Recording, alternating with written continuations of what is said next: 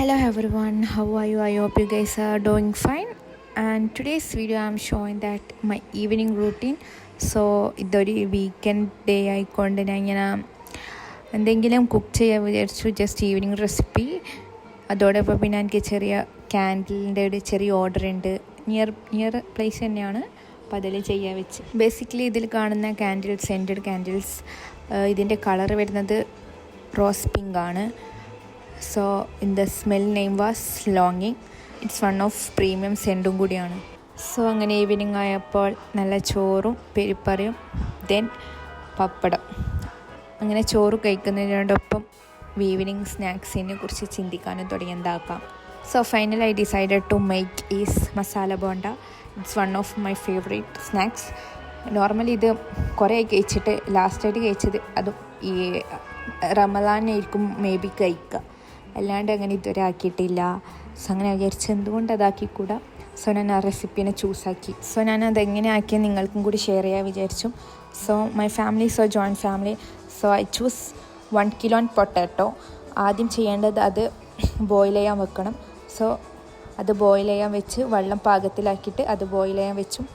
അങ്ങനെ ഇത് ഫസ്റ്റ് വിസിലടിഞ്ഞു. ഇത് ഇവിടുന്ന് വിസിൽ അടിയുന്ന ടൈം ഞാൻ എന്ത് ചെയ്തു, ഒണിയൻ എടുത്തു, ചില്ലി ആൻഡ് ഗാർലിക് അതെല്ലാം കഴുകി വെച്ച് മുറിക്കാൻ തുടങ്ങി.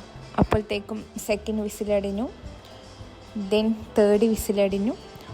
അങ്ങനെ ആ വിസിലടിഞ്ഞതിന് ശേഷം അത് ഞാനങ്ങനെ തേർഡ് വിസിലാണ് കറക്റ്റ് ബോയിലിങ്ങും ആണ്.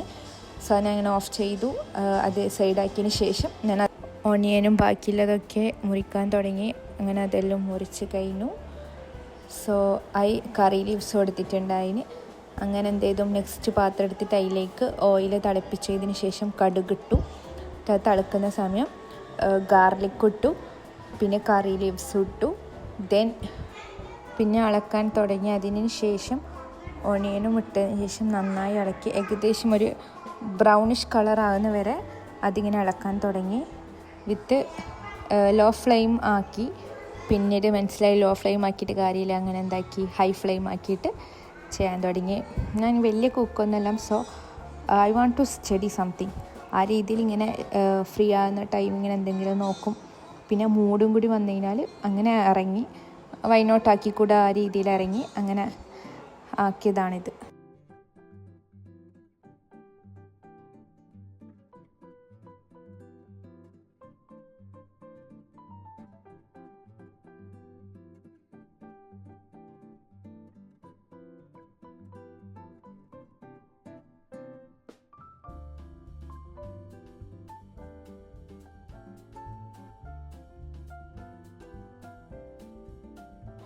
ദെൻ ടേമറിക് പൗഡറും പിന്നെ ഉപ്പും ഇട്ടിട്ട് ഇളക്കാൻ തുടങ്ങി.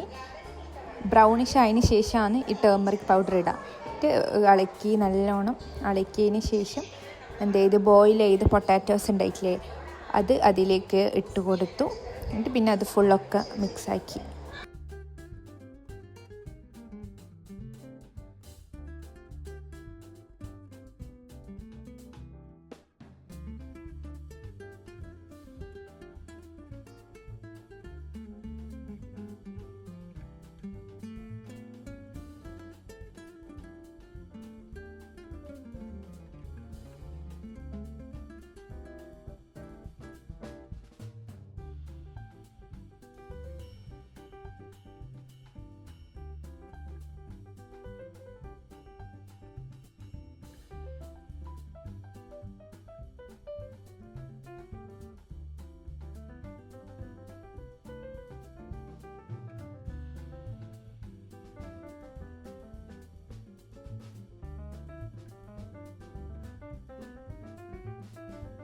സോ ഫൈനലി അങ്ങനെ നമ്മുടെ മസാല ബോണ്ട റെഡി ആയിട്ടുണ്ട്.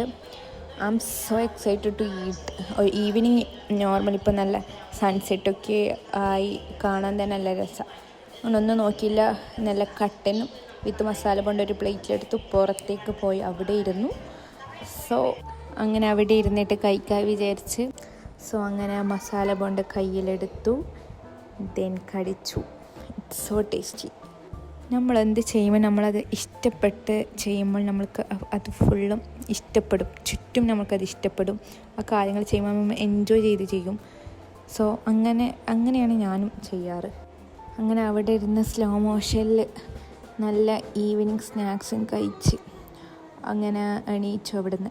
അതിന് ശേഷം നൈറ്റ് പെയിൻറ്റ് ചെയ്യാൻ വിചാരിച്ചു. സോ ഞാൻ ഡൈക്കട്ട്സിന് മേടിച്ചൊരു വാട്ടർ കളർ ബുക്കാണ്.